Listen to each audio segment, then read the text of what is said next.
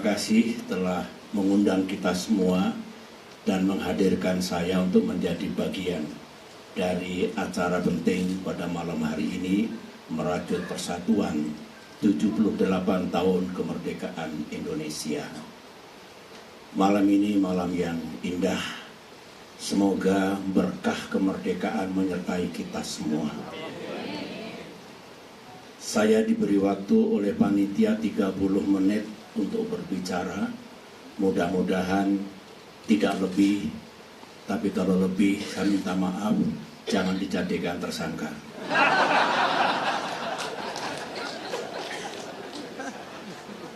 Terima kasih. Yang kedua, teman-teman seniman budayawan yang berkenan hadir pada malam hari ini, salam kenal. Saya pendatang baru di dunia seni dan kebudayaan. Ada yang bilang saya mu'alaf, ya bukan begitu. Saya dengan sukarela masuk ke wilayah baru ini karena saya sudah bertransformasi.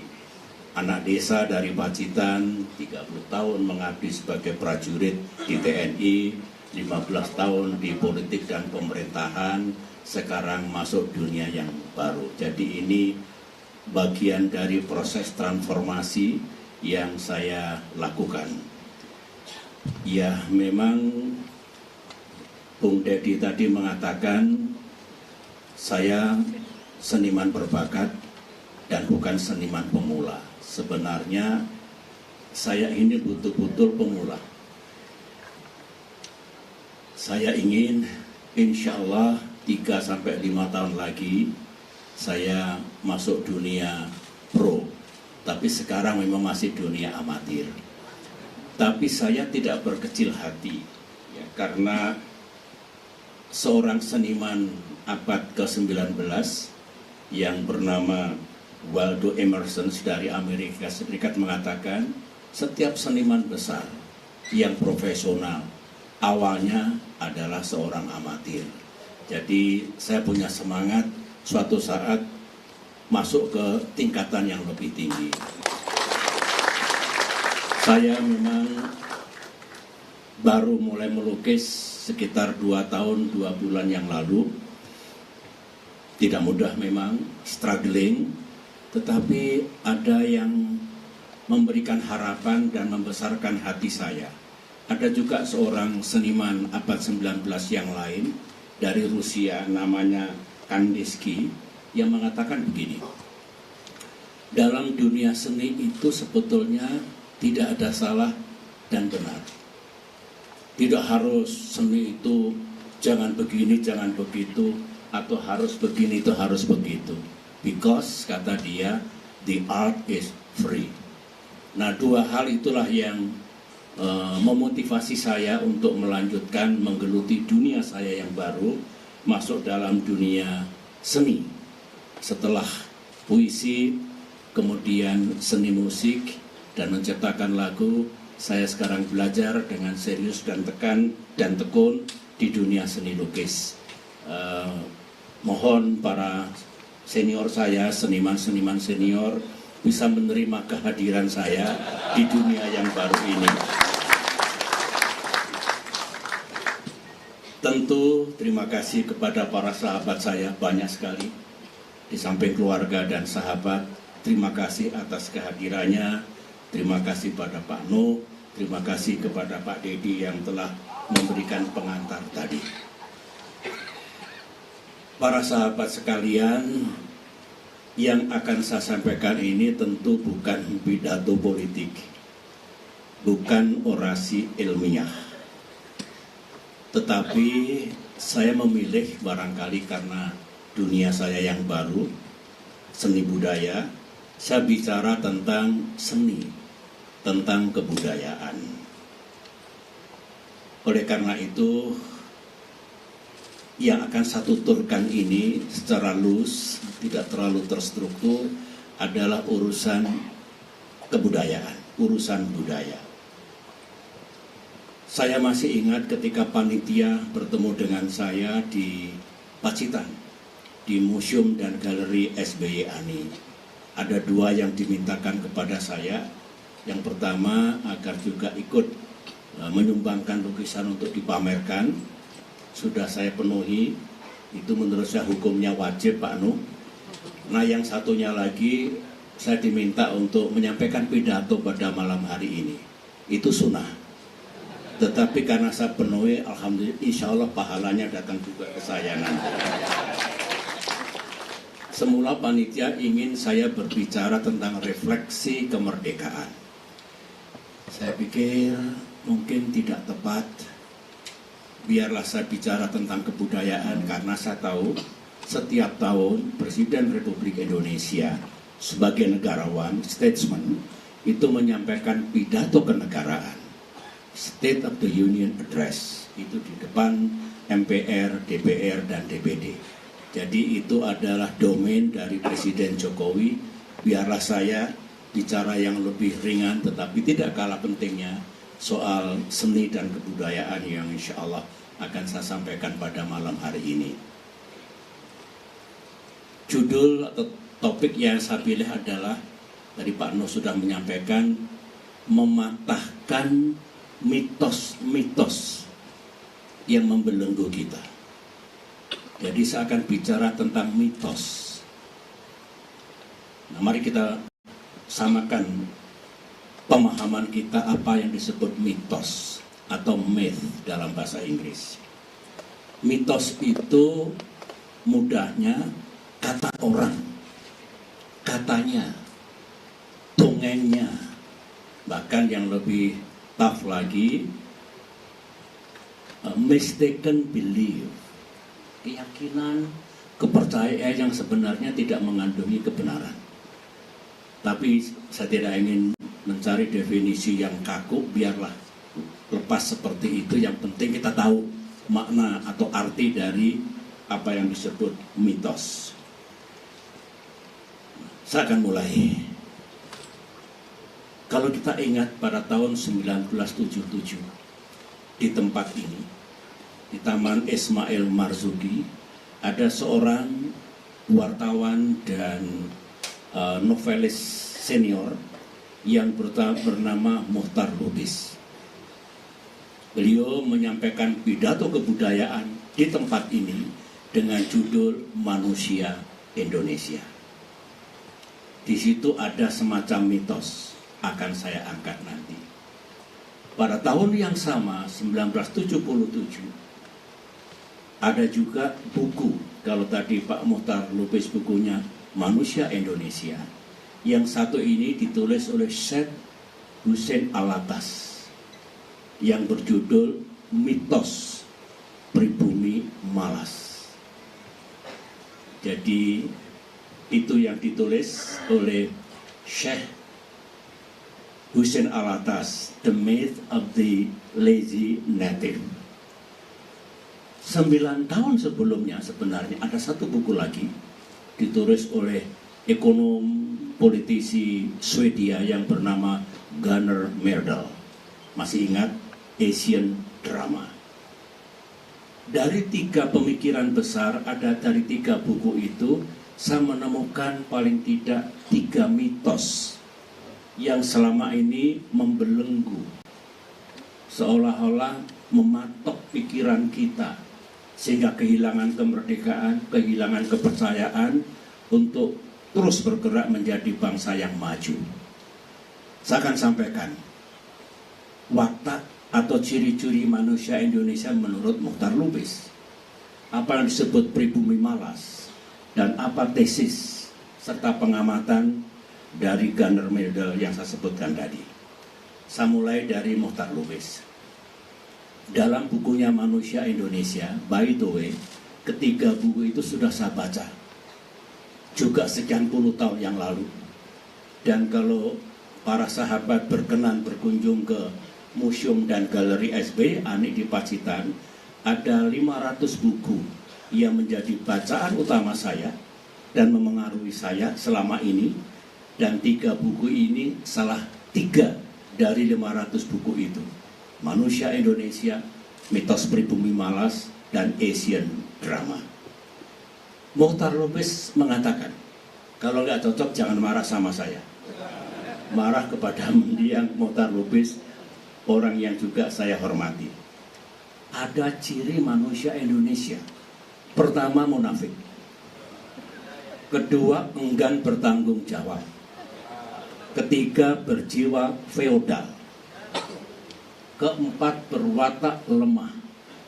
Kelima, percaya tahyul. Nah, yang keenam itu teman-teman seniman suka, berjiwa seni. Dari 6 itu sepertinya yang 5 konotasinya negatif. Hanya 1 yang positif, yaitu berjiwa seni artistik. Bayangkan kita dianggap hipokrit atau munafik, enggan bertanggung jawab, kemudian berwatak lemah, berjiwa feodal, dan percaya pada tahyul. Kalau ada yang keberatan dengan rumusan beliau, paling tidak ini 46 tahun yang lalu. Ketika dipotret 1977, probably sudah terjadi perubahan, pergeseran, dan transformasi. Tapi karena itu anggaplah mitos, harus saya sampaikan pada malam hari ini. Kemudian masuk saya bagian kedua, apa kata Hussein Alatas dalam bukunya Mitos Pribumi Malas. Sebetulnya Pak Hussein Alatas ini tidak mengatakan pribumi Indonesia malas, bukan. Justru beliau menentang cap dari para kolonialis yang pernah menjajah 3 negara, yaitu Indonesia dari pihak Belanda, Malaysia, Inggris, Filipina, Spanyol. Kata Hussein Alatas, mereka itu mengatakan pribumi yang ada di Asia Tenggara ini, utamanya Indonesia, Malaysia, dan Filipina ini sebagai malas, terbelakang, intelektualitasnya rendah, dan sebagainya. Jadi konotasinya tetap negatif. Tapi pernah ada mitos seperti itu. Juga disampaikan dalam buku yang terkenal yang terbit 46 tahun yang lalu. Nah, yang ketiga, masalah apa isi dari Asian drama, Gardner Medal. Gardner Medal yang juga peraih hadiah Nobel, seorang Swedia. Medal mengatakan bahwa ketika dipotret watak, karakter, kultur manusia yang ada di Asia, termasuk Asia Selatan, Asia Tenggara, Asia Timur, dan sebagainya, tesisnya adalah sulit untuk maju bangsa-bangsa seperti ini, masyarakat seperti ini. Bagaimana mau maju? Karena karakternya, karena knowledge-nya, karena miskin, dan sebagainya. Inilah 3 mitos yang menghantui kita semua, Indonesia dan juga tetangga-tetangga kita, tentang cap ya, yang dikatakan baik Mokhtar Lubis tadi, kemudian pemerintah kolonial, dan kemudian Gardner Medal. Saya belum membedah benar atau tidak benar mitos itu, real atau tidak real. Saya kira semua bisa menggunakan akal sehatnya, pemikirannya secara terbuka, dan nanti akan saya sampaikan pandangan saya. Menurut saya, seorang SBY benar atau tidak benar? Kalau benar sejauh mana? Atau benarnya itu sekian puluh tahun yang lalu kini tidak lagi? Atau sebagian sudah berubah? Mungkin sebagian juga belum. Nanti bagian akhir dari pidato ini akan saya sampaikan. Itu 3 mitos yang akan saya angkat. Ada 2 mitos lagi. Ini belum lama sebetulnya menghinggapi cara berpikir kita, bangsa Indonesia, kita semua, karena muncul atau lahir pada masa Orde Baru, masa pemerintahan Presiden Soeharto. Ini tentang pembangunan. Satu, mengatakan, hei, bangsa-bangsa berkembang, negara-negara berkembang, termasuk Indonesia, kalau Anda ingin sejahtera, jalannya yang membangun ekonomi. Lupakan demokrasi. You have to choose. Kalian harus memilih, tidak mungkin dua-duanya. Kacau nanti, nggak nyampe tujuannya. Ingin sejahtera, ekonominya maju, ya nomor 2 kan demokrasi. Itu mitos, myth. Nah, mitos yang kedua ini soal keamanan nasional. Kalau bangsa kita mau tentram, aman, stabil, ya kurangi kebebasan, kontrol kebebasan, seolah-olah kita harus milih stabilitas dan keamanan yang baik atau kebebasan yang bisa merusak stabilitas dan keamanan. So, ini dua mitos yang juga ada di negeri ini, di masyarakat kita yang berlangsung berpuluh-puluh tahun. Seolah-olah kita tidak bisa dua-duanya dan kita tidak kalau tidak memilih tidak akan sukses. Inilah kelima mitos yang saya angkat pada malam hari ini. Nah, bagaimana kita? Bagaimana Indonesia ke depan ini? Pendapat dan pemikiran saya adalah mitos yang diangkat itu terkait dengan konteks waktu, konteks ruang, konteks keadaan. Menurut saya, oleh karena itu, mungkin dulu begitu. Over time, dekade demi dekade, tentu terjadi perubahan, transformasi. Oleh karena itu, mitos yang serba negatif itu mungkin sekarang sudah banyak yang berubah. Mungkin juga masih ada yang ada pada diri kita, masyarakat Indonesia, manusia Indonesia maupun bangsa Indonesia. Tetapi saya pribadi melihat tidak seperti dulu itu. Yang jelas sudah ada pergeseran, ada perbaikan dan ada transformasi. Globalisasi itu sendiri yang dimulai dari revolusi industri, revolusi pertanian, revolusi teknologi, sekarang gelombang keempat revolusi teknologi, tentu juga membawa pergeseran nilai-nilai values, pergeseran perilaku atau behavior, pergeseran cara berpikir, way of thinking, pergeseran sistem, termasuk sistem sosial, sistem budaya dan sebagainya.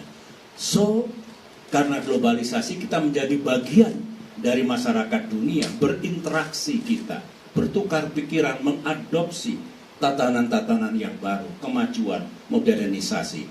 Itu semua bagaimanapun akhirnya ciri atau watak yang disampaikan oleh Mukhtar Lukis dan yang lain-lain tadi over time juga mengalami pergeseran dan perubahan.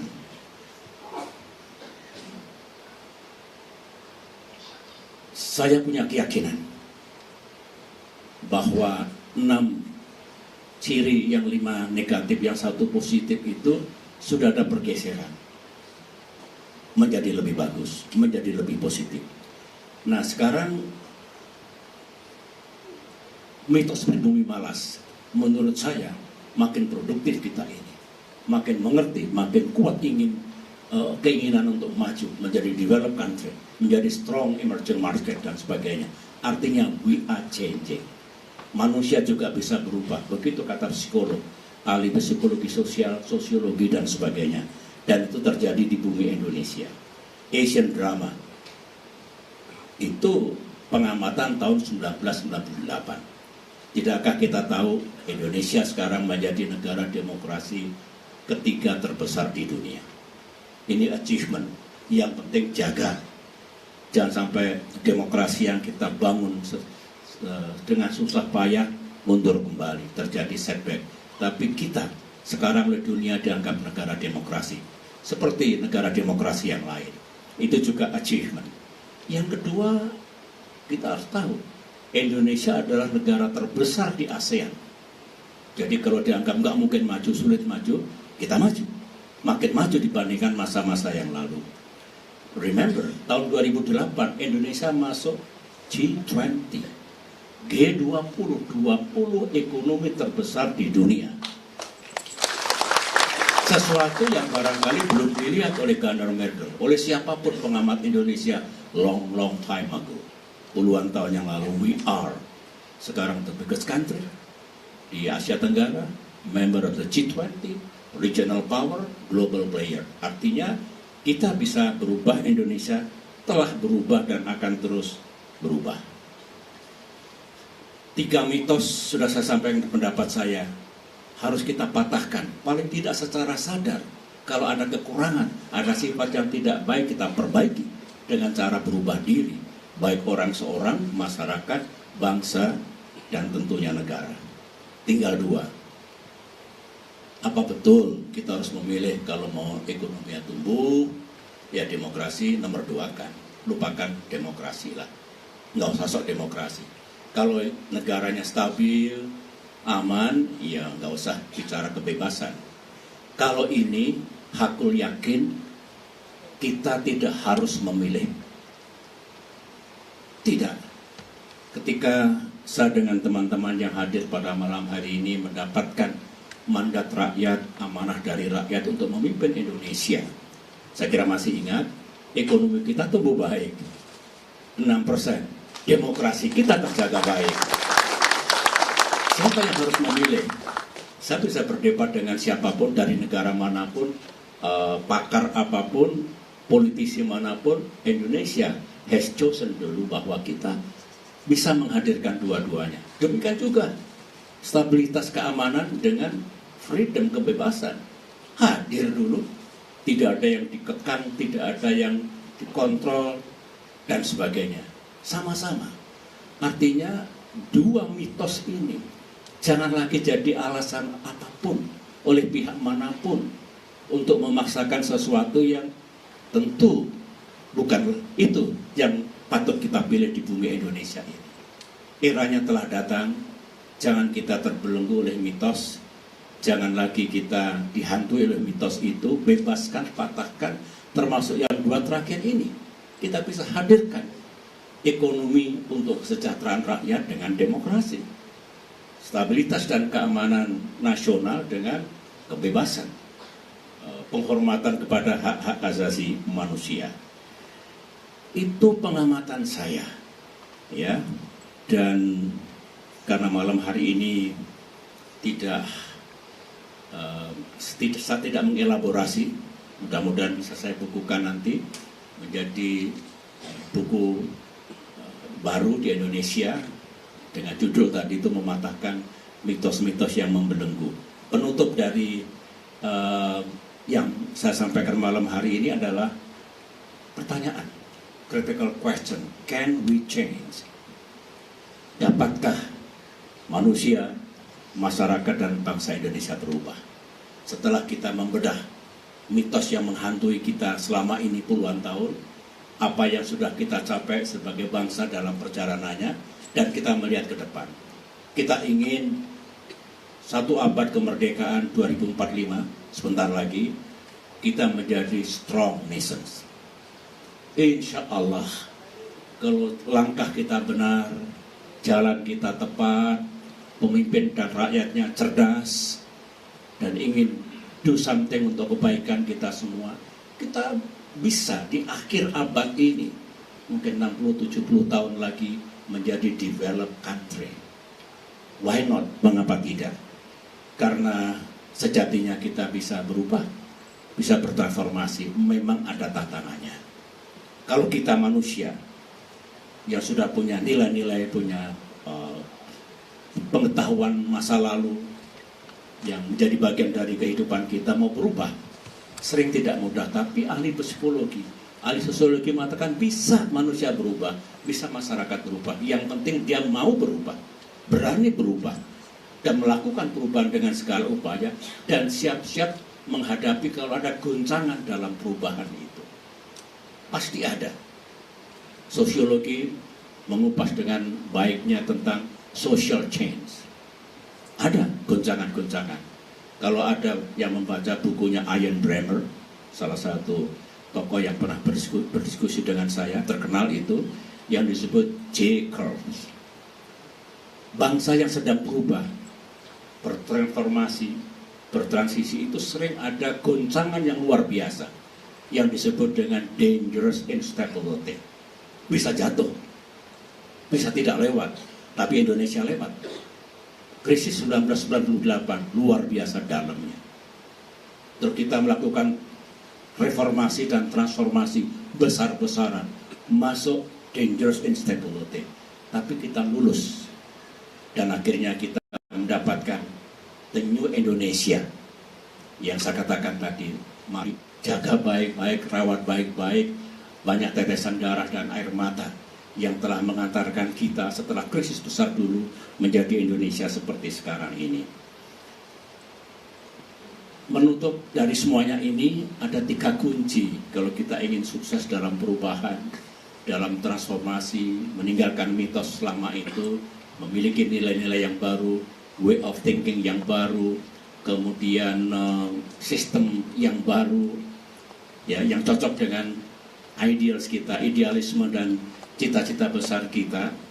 Maka yang penting adalah kebersamaan kita, pemimpin, dengan semua elemen bangsa. Satu, bertekad dengan bulat, do something secara serius, sungguh-sungguh menuju Indonesia yang lebih baik.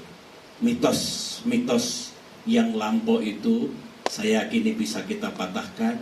Jangan sampai ada dalih politik apapun seolah-olah kita harus memilih kalau ekonomi maju harus menerima demokrasinya terseok, ataupun supaya negaranya aman merupakan kebebasan.